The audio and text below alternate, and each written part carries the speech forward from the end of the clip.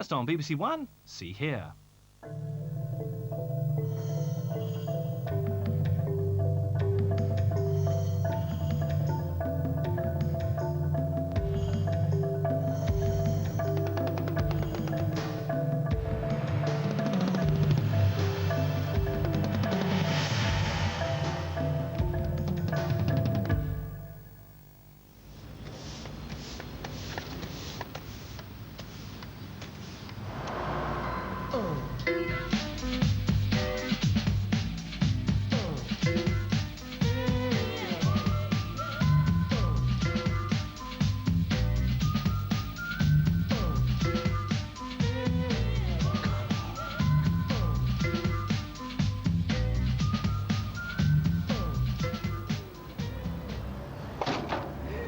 Am I going back to college? No. I did go to college a while ago to train to be a chef, and I qualified. But I had to give it up because I became a vegetarian and just couldn't cook meat. So me in college? Dream on. Look where it's got me, a road sweeper. But is it too late for people like me? What opportunities are there for deaf people like me? How can I find out just what's available? Well, that's the main item in today's programme. And at the end of it, I'll give you a special helpline number that you can ring to ask any questions you may have about further education. This is a special week because it's Adult Learners Week. Got your pen and paper ready? The telephone number is 0800 850 500. There are lots of minicoms waiting for your calls, but please do wait till the end of the programme before calling. But first...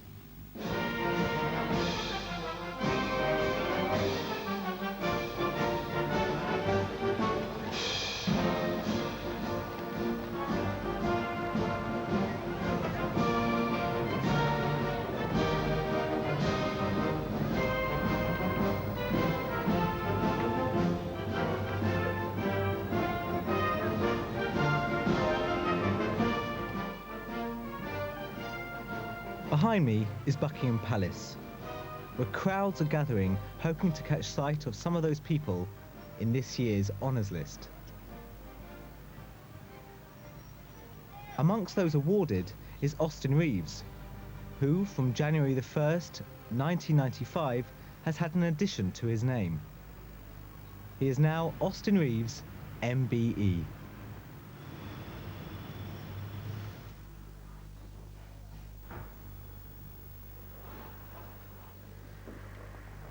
When I first knew about my MBE, I was unsure about it. It wasn't me, and I felt embarrassed by it initially. Then later, when my family were told and they were full of praise, I began to feel, well, perhaps it's worthwhile.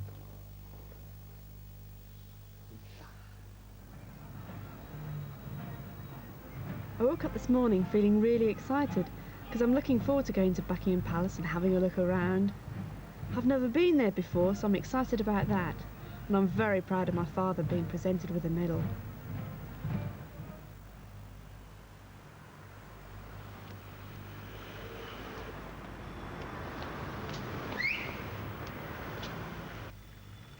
I think it's a good reward for my dad because he put a lot of work in.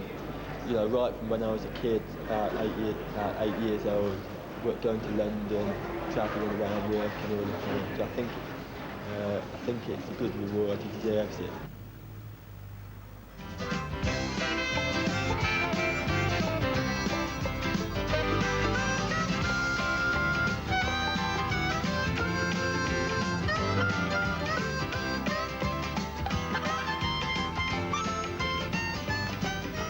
But this morning, I woke up and thought, this is a special day. I just felt different. It's such a rare occasion. Then I started to feel nervous, hoping that we'd be ready in time. We came down and had breakfast, then changed, and we were walking around, helping each other with our hats and things. It was just so lovely.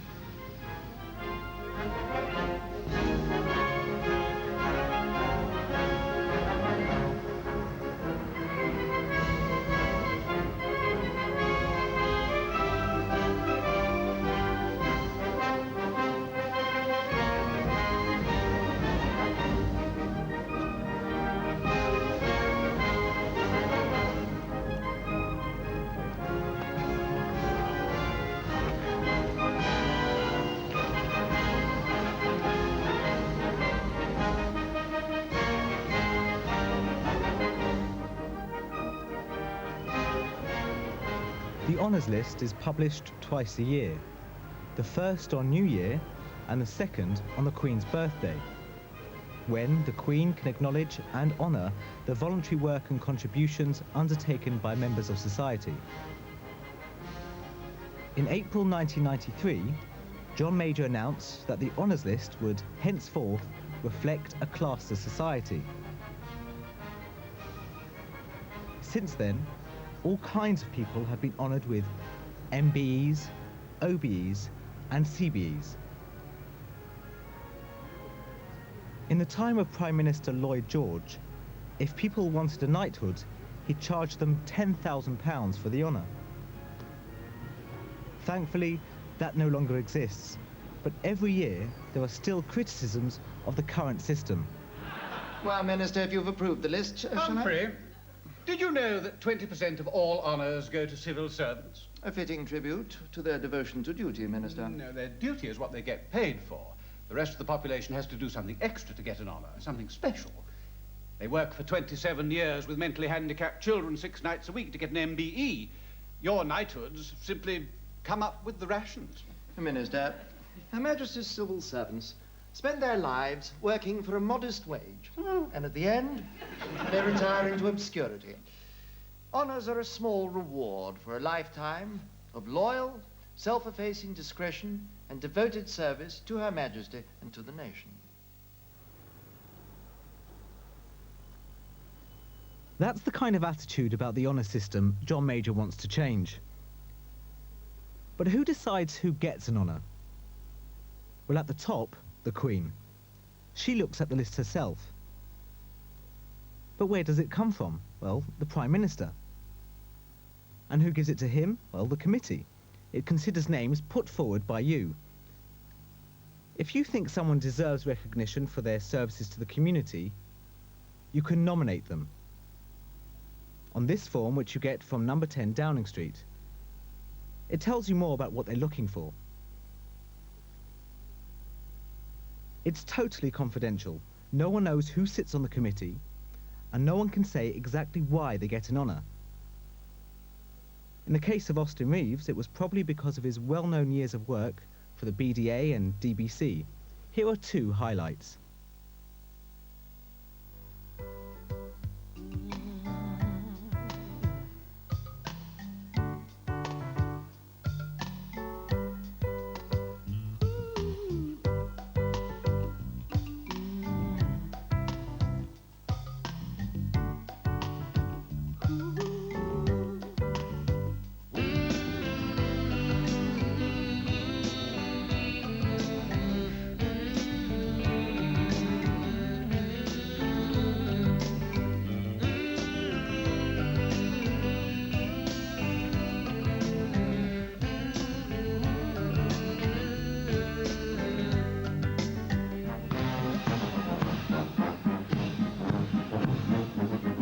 It's now 11:45, and all the soldiers are on parade. Austin and his family are inside the palace to receive his medal from the Prince of Wales. We're not allowed inside the palace itself, but we are allowed into the palace quadrangle to meet the guests.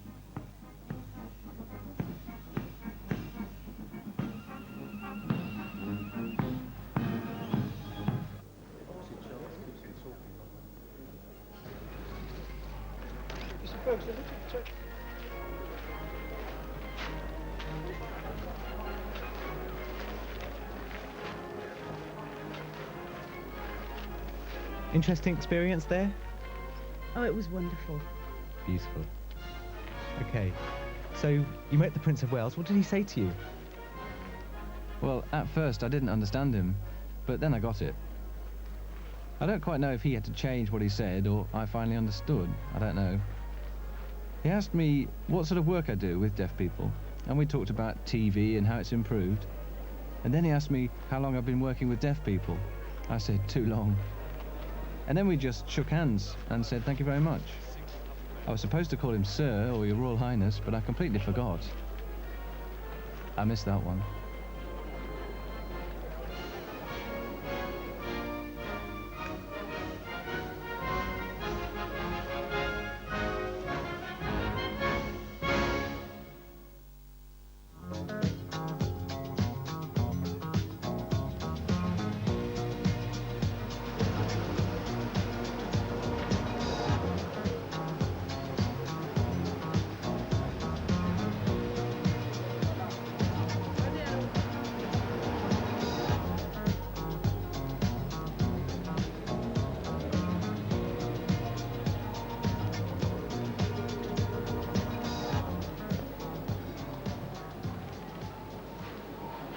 enjoy shopping for clothes? I don't. When I do go, I tend to home in on anything that's black, because I know it'll suit me, it saves time, and I know it'll match anything. I love shopping. But did you know there's a place called the House of Colour? There are 2 people up in Birmingham who use sign language, and they are colour and image consultants. They say colour and image are crucial because they can influence people's impression of you, depending on the clothes you wear. I think it's fascinating stuff.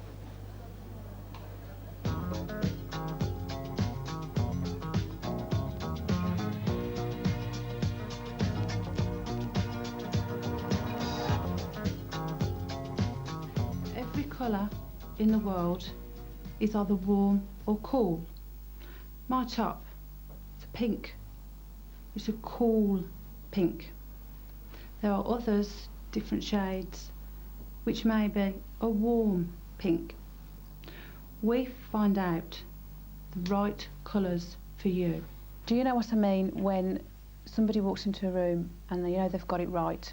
It doesn't matter where you see them, whether they're at the supermarket or whether they're at the dinner party, they've always got it right. We call that being in focus. And in order for us to get you into focus, we have to take 3 things into consideration. This is where we do the colour analysis. How do we know which are the right colours for you? We start off with lots of different coloured materials and drape them across your front, shoulder to shoulder. You sit in front of a mirror and you can see the changes. It's very, very visual and so simple to see. You can actually see the skin tone on your face changing. So from these colours we sort out which are right and wrong. Is to find out whether Nikki's skin tone is warm or cool, and we will test between 2 seasons. This is the violet from spring, which is warm, and this is amethyst from summer, which is cool. This is a coral from spring, which is warm. This is a cyclamen from summer, which is cool. And can you see the difference between this and this? This makes you look far more healthier. It looks as though it belongs to you, whereas this makes you look quite cold. You look quite pale. But what about black? Because after all, that's my favourite colour. Black is in the winter palette, and you're definitely coming up warm. So I would say no. Really? Black is not. Oh, I'm the colour for so you. disappointed. So that means that I really can't wear black at all. Well, I suppose I'm just going to have to grin and bear that. Accessories are extremely important because they can help to change your outfit without having to spend a lot of money.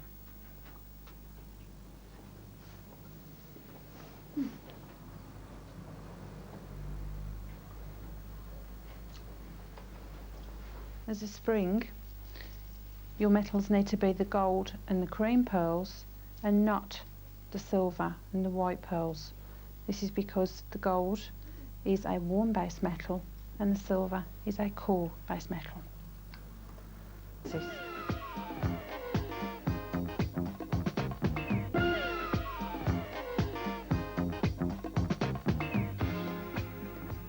Can you see the difference that's made?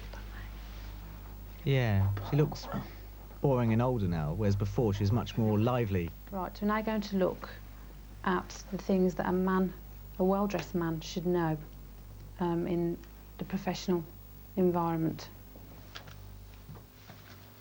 The next thing is image. That's where we look at your body shape, whether you're triangular, round, or whatever. We take you through a personality test where we ask lots of questions and you answer them. Then, at the end of the day, with all that information, we sort out the right and the wrong image.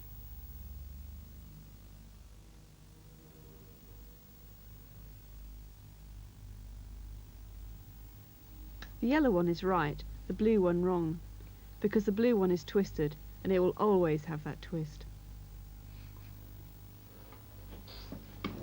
So black suits me then? Oh, this is my favourite. Good? No? Not this one. It's my favourite. Okay, now you've had your colours done, what we're going to give you is a colour wallet which you'll take shopping with you, and it's got all your colours in here. Okay, so it's a good guide.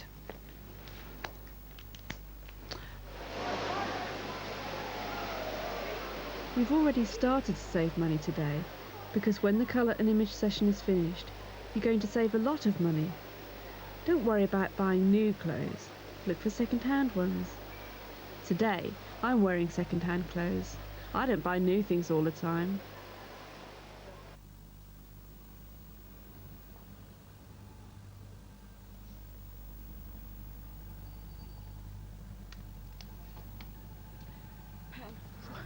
The House of Colour definitely made an impact on me. Now I know I've been wasting my money on the wrong kind of clothes, the wrong colours for me. So what I'm going to do is I'm going to move all the clothes to a side and buy some new clothes from a second-hand shop like this one. It makes sense to buy second-hand clothes. I've still got my favourite things though hung up in the wardrobe, and I won't be throwing them out until I'm absolutely confident. Memnos, what do you think of this? Well, I'm not sure about it.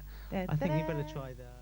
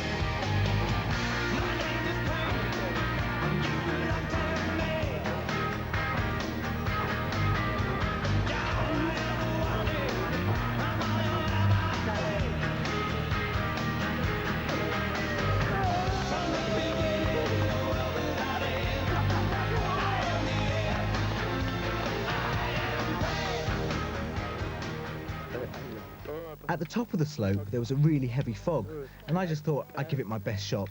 It was very hard to see, especially at that speed, but I didn't let that bother me. The fog was just bad luck, so I kept on going really fast. Further down the slope, the mist started to clear and then disappeared. I realised I'd missed a flag, and so when I got to the finish, I thought I'd come second or third. No way would I have come first. But then I saw Colin going up to find the result, and when I knew, I had a big happy smile on my face. It was brilliant.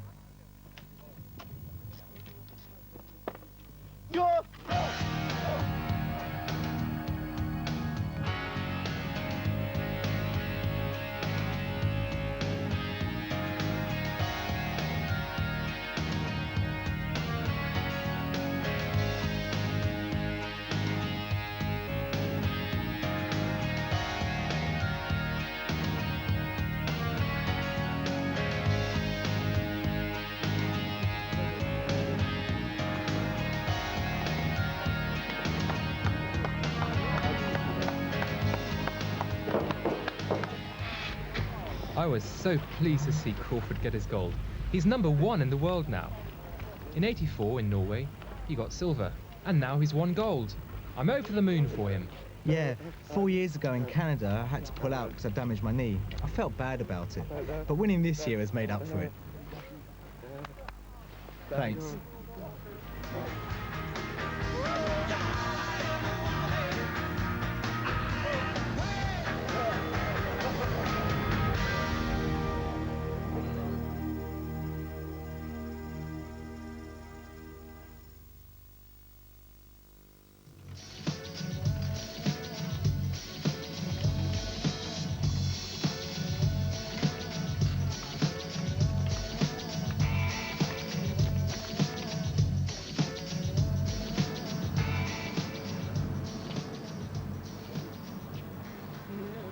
I'm here today at the Thomas Danby College, and that is up in Leeds. The reason I'm here is because I was flicking through the CFAX pages on my TV and noticed that this particular college offer a wide range of fascinating courses, and they're keen to have deaf and hard of hearing members involved in them. Let's take a look.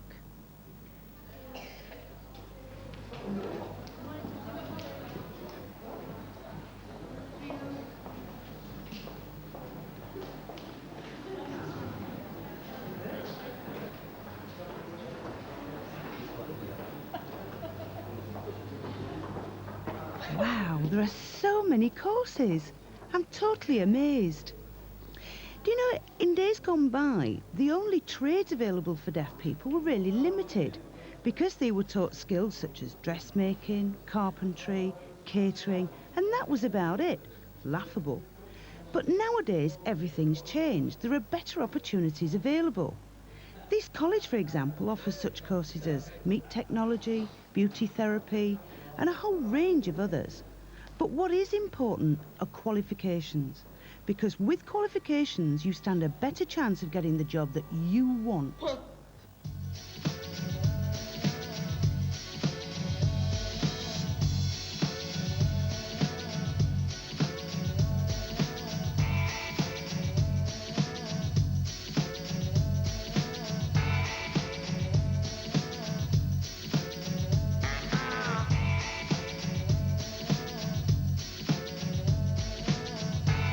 We're interested in encouraging deaf students to the college because for a long number of years it's been our policy to try and improve access for all groups of people.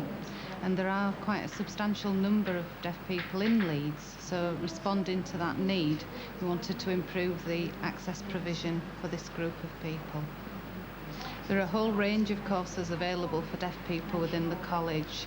All of our programmes are open to the deaf community, but we offer a real wide range from leisure, sports courses, right through to courses in the sciences.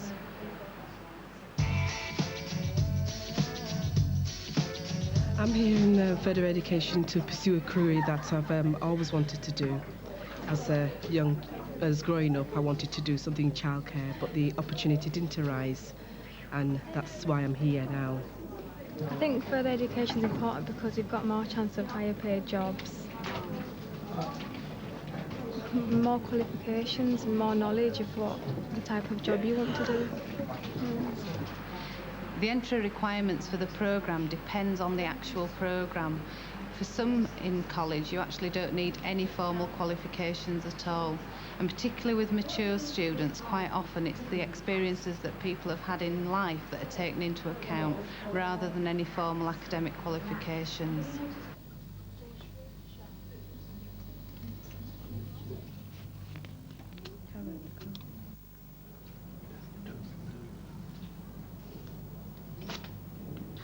I've done the basic course for Swedish massage at the moment. I've passed that in February, and I've come here today actually to be presented with my official certificate for passing the course. Thomas Danby have never undertaken a course dealing with a totally blind, totally deaf person before, so material was unfortunately difficult to access, written material, but my wife helped type some stuff up, and I do have a scanner and computer at home with which I was able to scan some of the typed text, and I have presented the finished material to Thomas Danby so that any future deafblind students will have no problem. The support that we can offer to deaf students will actually be tailored to the individual's requirements. So it may be that we can provide interpreters, note takers, and then over and above that there's the general support that's offered to all students in college. As you can see, deaf students do have much more access to further education nowadays. What about you? Maybe you'd like to know more about getting into FE. How do you decide which course to choose to help with your future career path? The college, in collaboration with Leeds LEA Total Communication Unit, set up a workshop for deaf students. The aim really is to have a drop-in centre where deaf students can come and work on whatever they want, really. That might be improving their English, it might be working on maths. Mostly we work with the computers. Some students want to improve their IT skills. Really, students choose what they want to do, and some just come in occasionally, some come in every week just about, and there are 4 tutors, deaf tutors and hearing tutors, who work with the students, often on a one-to-one basis, really just to give them a taste of further education and the resources that we got in college. There are grants available. It varies a lot from area to area, and it's really important, if you're thinking of going back to college after working, that you get in touch with your local education authority to find out what the situation is this year, if you're planning to go this year. It changes quite a lot.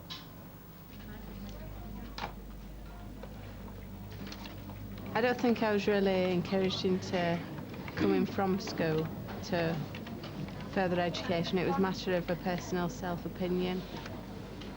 I felt I needed to better myself more, and to do that I needed to come to further education.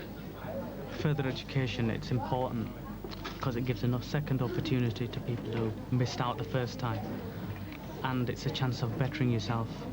The time now is really just right for deaf students wanting to go back into education or to go from school to FE.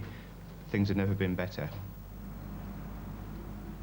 Now, I don't want to give you misleading information by making you think that all colleges are as brilliant as this one, because they're not.